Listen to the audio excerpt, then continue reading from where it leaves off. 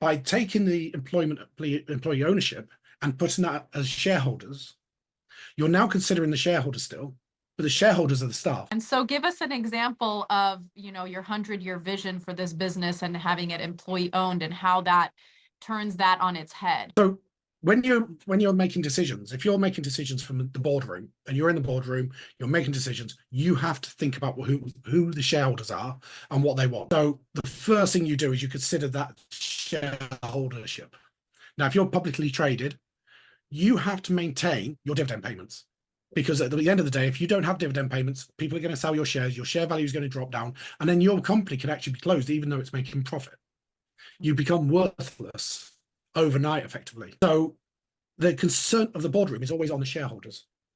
By taking the employee ownership and putting that as shareholders, you're now considering the shareholders still, but the shareholders are the staff. So it changes the way the considerations are made, because how are we going to improve this business? How are we going to take the business forward?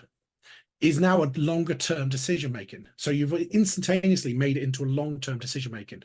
So it's not a quick fix. Let's sell this part of the product, or let's do this to keep the dividends running, because the staff are more likely to accept a reduction in the dividends to protect the company. So now you're thinking, how do I protect the company? And it's all about that long-term thinking process to say, how do I ensure that the company's going to be there in 100 years? So all of this is all around that sort of centered, how do we look after people? And at the end of the day, if the people are actually making decisions for the staff, you're going to protect that business. It's going to be there for 100 years.